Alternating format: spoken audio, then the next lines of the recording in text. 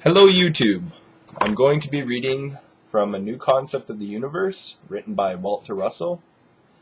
The nucleus is the hub of the gyroscope wheel. Number 50. The nucleus of every atomic system is a single compressed mass, like the sun of our solar system. The nucleus is the highest potential and the greatest mass in its system. It is held together by the polarizing power of gravity against the resistance of the depolarizing power of radiation. Every nuclear mass must first be wound up spirally by a centripetal force which, before it can be spirally unwound by a centrifugal force. Just as men and women must approach maturity before they can bear children, so must suns be near their maturing points before they can bear planets to become atomic or solar systems. Number 51. Centripetal force is generative. It polarizes bodies from their source to their maturity. Centrifugal force is radiative. It depolarizes bodies and voids them at their source where motion ceases. Centripetal force is the condition of gravitation which compresses thought waves into body forms. Centrifugal force is the condition of radiation which expands thought waves to void them. Number 52. If all people would impress this fact undeniably upon their consciousness, it would clarify all the mysteries which beset humanity. To really be aware of this fact is to be aware of the reality from which a simulation of reality extends and forms of mind imagings and returns to rest from the electric strains of mind imagings.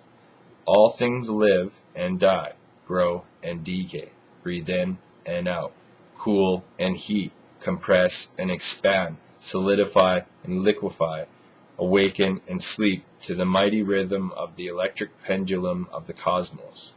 Number 53. Growth-decay of the elements is the same process as growth-decay of a tree, or of the life-death cycle of a man. The childhood, boyhood, and youth cycles of a maturing man are the same effects as the lithium, beryllium, and boron cycles which precede carbon in the elements. These first, second, and third elements of the octave are considered to be different substances, each having different conductivity, density, malleability, tensile strength, potential, and melting points. Science has not thought of these as being earlier stages in the growth of carbon, as one thinks of the growth of a man. However, science must begin to think that way in order to comprehend the simplicity of transmutation. A child, a boy, and youth are the same flesh and blood of his mature manhood. His appearance in each of these stages is utterly different. Likewise, his attributes differ utterly in each cycle. In his childhood cycle, he desires such toys as rattles and dolls. In his boyhood cycle, he utterly discards these for toy soldiers, bicycles, cowboy outfits, and juvenile books. Later, he discards these as his desires change for higher studies, football, skiing, golf, and preparation for a career. This process of growth is universal, as we see it in tree, violet, man, elephant, or insect. We must likewise see it in the elements of accumulated time, or in the incredible speed of basic time. Every creating thing is based upon the wave, and the wave is a growth from a point of rest to a point of rest through gravitation, then back to that point of rest through radiation.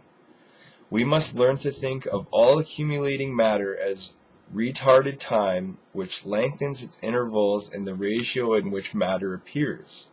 Likewise, we must think of time as a rhythmic illusion of motion sequences. Time appears only when motion in matter begins. Time disappears when motion sequences end. Time is but the recorder of change. Remove change, and time is likewise removed. If one lived in perpetual light or in perpetual dark, he would be living in a timeless universe. He could then create the illusion of time only as nature creates it. by counting the sequences of his breathings, or his sleepings and awakenings, or his hungerings. Time sequences are the wave reversals which swing nature's pendulum between the births and deaths of all appearings, disappearing things. Life is but a reversal of death, and death likewise but a reversal of life. Time counts births and adds them up into years, and centuries, and millenniums. But time also subtracts deaths from births to remain the zero which time is. For time lives with life, and dies with death, as you and I and all things else likewise live and die to forever live again in this eternal universe of eternally repeated illusion. The senses record only the forward flow of time, but there is a backward flow of time which voids time, as there is a backward flow of life towards death which voids life. This is a zero universe of effects which seem but are not. The fulcrum of the universe from which actions and reactions extend and return might be likened unto a mirror. As the actions walk away from that mirror, it is also extended the mirror's image which walks away within. The reaction simultaneously walks the other way with its mirrored fulcrum ever centering it to compensate and void the action. Both action and reaction then come to rest and simultaneously withdraw their fulcrum to regain the needed vitality to repeat the action of gravity and its radiative reaction. Number 54. Every effect of motion is voided as it occurs, is recorded in its inert gases as it is voided, and repeated as it is recorded. Time has no existence. Entries in the book of time are but the mathematics of polarity reversals. As nature adds up reversals of polarity, she also adds their rhythms into deeper tones of less vibration frequencies of retarded time. When nature subtracts reversals, she also multiplies the rhythms of electric wave vibrations which pulse in unison with those rhythms. That is the sole reason why man senses time. Time is but the pendulum of motion. Its office is to record the heartbeat of two-way motion. Without reversal of motion, time has no existence. Time is but one of those many illusions which deceive man into believing that unreality is reality. It even deceives the greater savants of science into their attempts to design the shape of the shapeless universe. All of them include time in their imaged shapes of the universe. Every point in the universe is an infinite mirrored extension from every point. Each point is the center of universal extension into that mirrored infinity which ends at its point of beginning. The universe, therefore, can have no shape.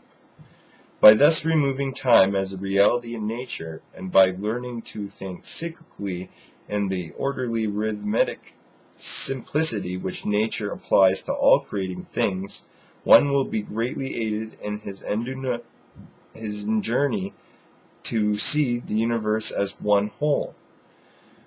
With full understanding of this pulsing heartbeat principle of interchange between the two opposites of the electric expression, the expanding universe theory would never have been conceived.